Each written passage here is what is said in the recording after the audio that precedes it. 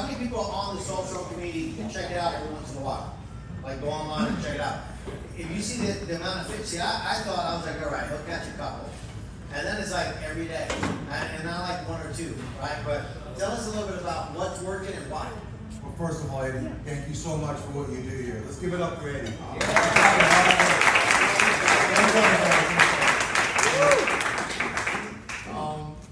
Well, let's see. I don't know, it was about 10 weeks ago when I was cleaning up my, can you guys hear me? Yeah. I was cleaning up all my tackle because it was crazy. And I just looked down and I saw, I don't know, 8 different manufacturers with every size profile, with every color, every hard bait. I mean, I'm talking $3,000-$4,000 worth of lures sitting on my ground. Anyone else have that problem? See, honey, it's not just me. That's my wife back there. She's very happy that I went to 2 lures, by the way. So, you know, but then after that, before that, I was out there always like, all these different lures and constantly changing lures and, you know, let me try this size. And I was still catching fish, I was, but I was so focused on the lure. So I just decided, you know what? And Pat Ogletree, I know you know who he is. He did a whole year of top water about 5 years ago. And if you haven't seen that episode, it's well worth watching. I just said, you know what? Just cut it down. Get rid of all this other crap.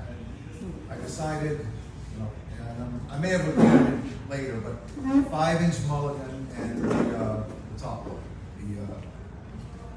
the blue water.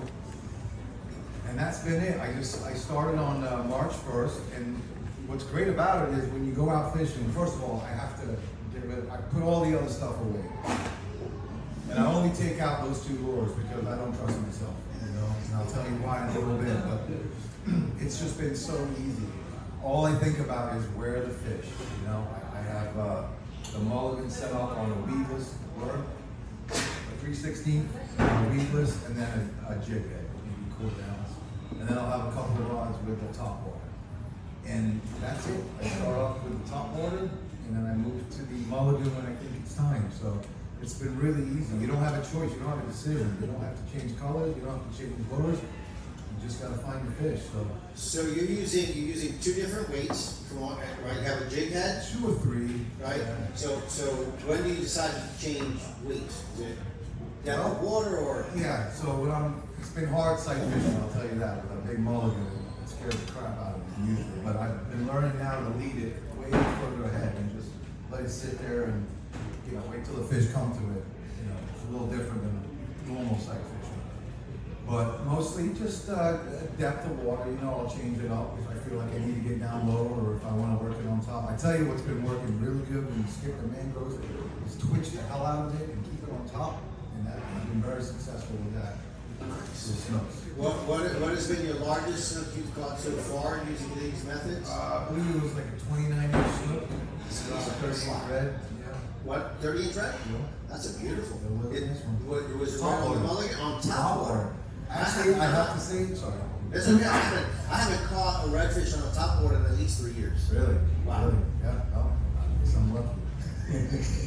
And what areas are you fishing? You have any particular? No, it's mostly so along shorelines, usually on a big point. I try to get out half an hour before sunrise. Definitely, that is huge right now. Like, you get out there at 8 a.m. Maybe on artificials anyway. If you have live bait, it's different. But, you can fool the snooks a lot easier when it's, you know, a little dark. Yeah. So mostly long mango shorelines, a lot of oysters with cuts.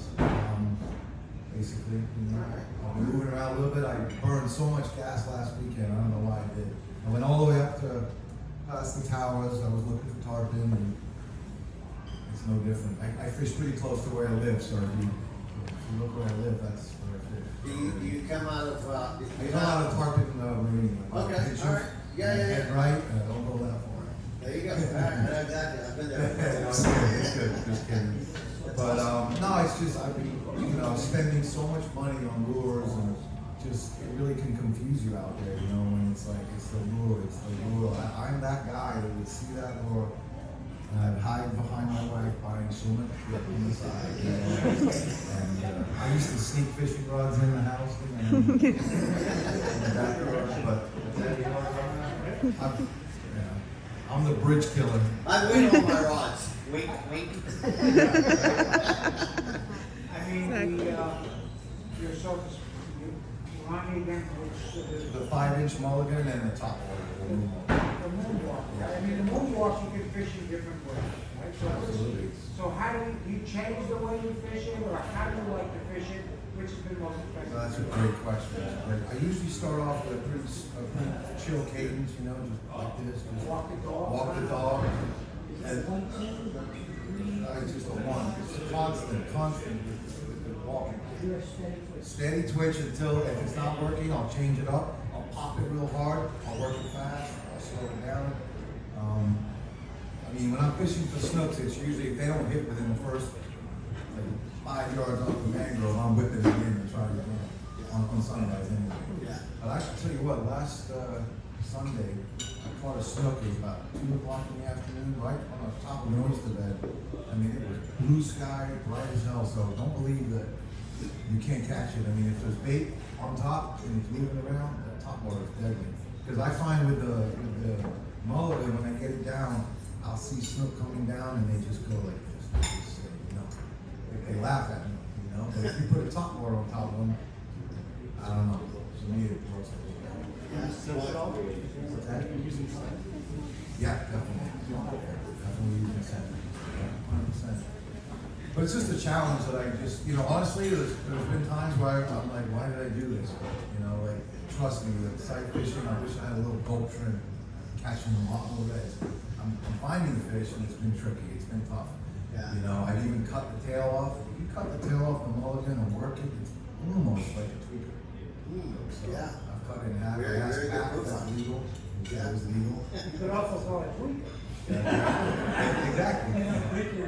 So, but I have a lot of tackle for sale if anyone needs it. Stuff apparently doesn't work. Right. And any particular color of mulligan?